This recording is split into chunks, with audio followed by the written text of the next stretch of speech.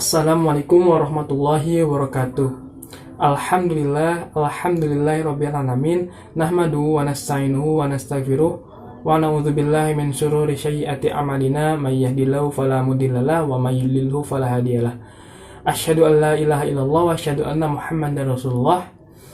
Allahumma shalli ala sayyidina Muhammad wa ala ali sayyidina Muhammad. Amma ba'd. Sebagai hamba Allah yang beriman, pertama-tama marilah kita panjatkan puja, puji serta syukur kita kehadirat Allah Subhanahu wa taala yang telah mana memberikan kita nikmat iman, nikmat Islam serta kesehatan kita pada saat ini. Salawat serta salam tak lupa kita juga limpah curahkan kepada baginda kita, yaitu baginda besar Nabi Muhammad SAW yang telah menuntun kita dari zaman jahiliyah menuju zaman yang terang benderang saat ini. Tak lupa kepada para sahabatnya, para tabi'in, serta kita umatnya hingga akhir zaman. Nah, sebelum memulai materi,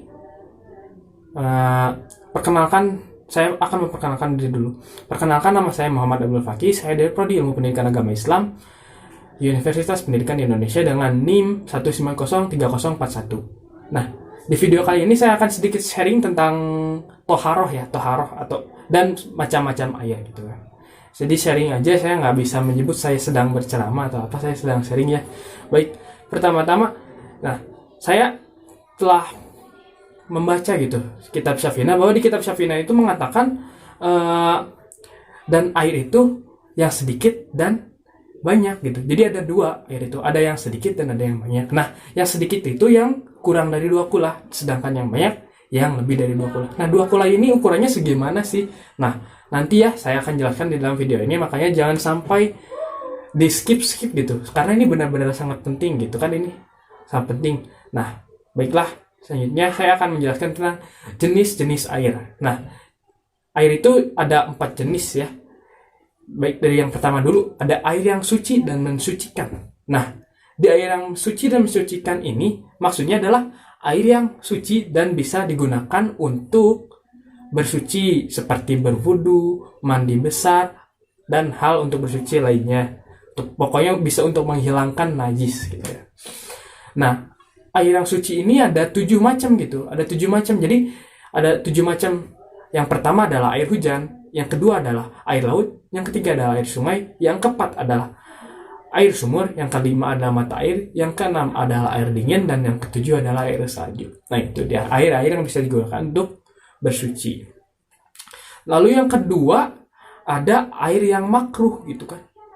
Nah, air yang makruh ini ada seperti air yang terjemur oleh sinar matahari gitu kan, seperti air sawah, air kolam dan sebagainya gitu kan. Nah, kenapa sih air ini makruh? Karena ada hadis ya yang mengatakan bahwa Rasulullah pernah bersabda Rasulullah bahwasanya air yang terjemur oleh matahari itu gitu kan, itu bisa menyebabkan penyakit kulit, makanya air ini makruh untuk digunakan untuk bersuci gitu.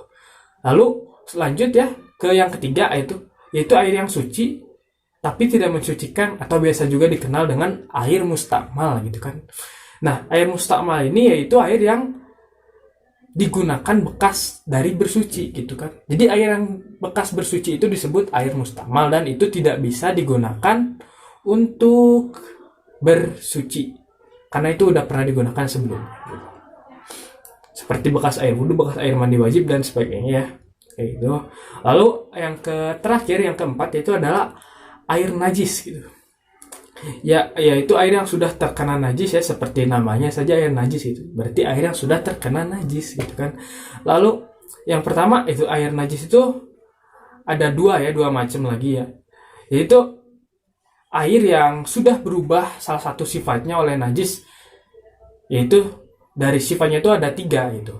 Ada bau, warna, dan rasanya gitu. Kalau dari salah satu sifatnya sudah berubah ketika terkena najis, itu sudah tidak bisa digunakan untuk bersuci lagi, bahkan hukumnya sama seperti najis gitu, najis itu sendiri gitu. Lalu yang kedua adalah air bernajis tetapi tidak berubah salah satu sifatnya. Nah, air ini berarti kalau sedikit yaitu kurang dari 2 kula, seperti yang tadi ya, seperti yang saya tadi katakan, itu hukumnya najis. Kalau hukum itu hukumnya najis kalau itu air terkena najis walaupun itu tidak merubah warna, bau dan rasanya. Tapi kalau kurang dari 2 kula terkena najis, tersentuh najis, itu tidak boleh digunakan untuk bersuci, bahkan hukumnya najis ya. Dan yang kedua adalah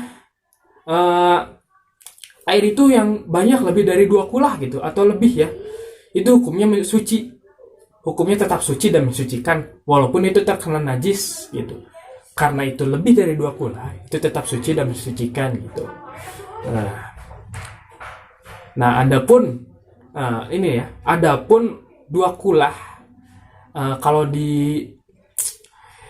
diliterkan gitu ya, itu sekitar 190 liter air ya.